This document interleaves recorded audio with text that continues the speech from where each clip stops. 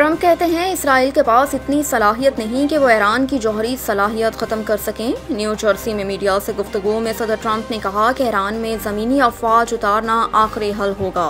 Iran पर हमला करने का फैसला करने के लिए ज़्यादा से ज़्यादा 2 हफ्ते लूँगा। ट्रंप ने कहा कि इसराइल से फ़िज़ाई हमले रोकने का कहना मुश्किल है। इसराइल के पास इतनी सलाहियत नहीं कि वो ईरान की जौहरी सलाहियत ख़त्म कर सके। अमरीकी सदर ने कहा कि ईरान ने एटमी सलाहियत के लिए मवाद जमा कर लिया था। इसराइल ठीक जा रहा है, ईरान कम अच्छा जा रहा है। अगर अमरीकी असासों पर हमला हुआ तो हमला करने वालों को बहुत दुख होगा। ईरान से बात करेंगे, देखते हैं क्या नतीजा निकलता है। मैं मुज़ाकरात से पहले सीज़ फायर चाहता हूँ।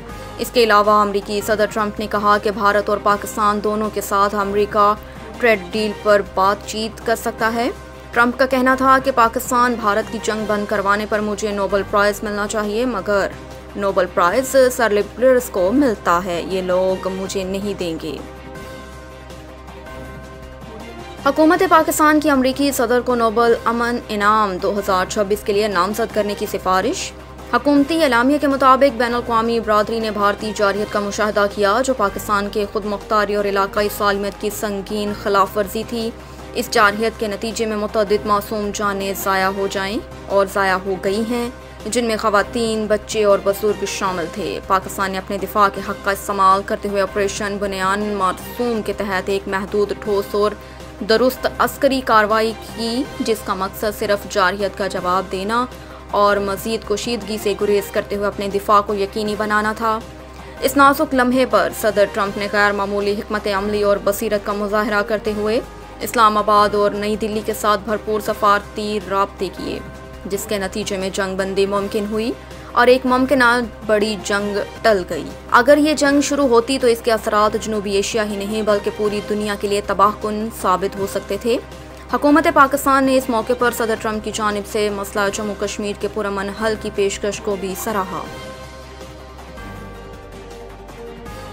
आसिफ जरदारी कहते हैं कि शहीद बीबी का विजन आज भी मशले राह है, रहनुमाई के लिए जमहूरियत मजबूत करेंगे। साबिक वज़ीर आज़म बेनज़ीर भुट्टो शहीद की 72वीं सालगिरह के मौके पर जारी पैगाम में सदर ममलिकत आसिफ अली जरदारी ने उनकी कौमी खिदमात और अजीम कुर्बानियों को ज़बरदस्त खराज अकीदत पेश किया। सदर ममलिकत ने कहा कि शहीद मोहतरमा बेनज़ीर भुट्टो ने जमहूरियत, इंसानी वक़ार और ख़वातीन के हकूक़ के लिए जो नाकाबिले फरामोश जदोजहद की, वो आज भी तारीख़ का रोशन बाब है। उन्होंने कहा कि मोहतरमा बेनज़ीर भुट्टो ने आमरीत के ख़िलाफ़ जुर्रत और इस्तकामत के साथ मुज़ाहमत की और मुल्क में जमहूरियत की बहाली के लिए चलने वाली तहरीकों की क़यादत की। वह कानून की हुक्मरानी और आइन की बालादस्ती पर मुकम्मल यकीन रखती थी। उनका वियन कुर्बानियाँ और आवाम से गहरी वाबस्तगी पाकिस्तान पीपल्स पार्टी के इज्तिमाई मेरास हैं। सदर जरदारी का कहना था कि शहीद बीबी हमेशा ख़वातीन की समाजी और मुआशी खुदमुख्तारी की अलमदार रहीं। वो पसमानदा तबकात और अक़लियतों की आवाज़ बनकर उभरी और एक पुरअमन, खुशहाल और जमहूरी पाकिस्तान की ख्वां थी।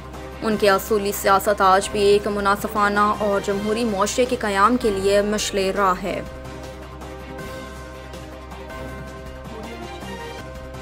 और PTI और एस्टेब्लिशमेंट के दरमियान रवाबित रुकने की वजूहात सामने आ गई। ज़राए के मुताबिक ईद के बाद होने वाली मुमकिना पेशरफ्त बानी PTI इमरान खान और पार्टी अरकान के बयानात के बाद रुक गई है।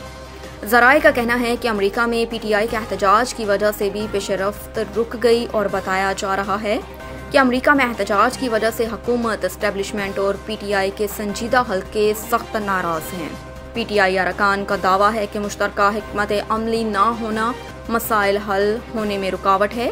ज़राए के मुताबिक ईद से कबल बैरिस्टर गौहर से अहम हुकूमती शख्सियत ने रब्ता किया। 26 नवंबर के बाद अहम शख्सियात से यह रब्ता मुख्तसर वक्त के लिए बहाल हुआ था और ईद उल अज़हा के बाद PTI क़यादत के साथ रवाबत और बातचीत होनी थी। इस हवाले से chairman PTI barrister Gohar Khan का कहना है कि बातचीत के लिए हमारे रास्ते खुले हैं। मुल्क की खातिर संजीदा और नताइज के हामिल रवाबत के लिए तैयार हैं। हुकूमत और हमारी जानिब से चंद अफराद ऐसे हैं जो बयानात या अमल से रवाबत में रुका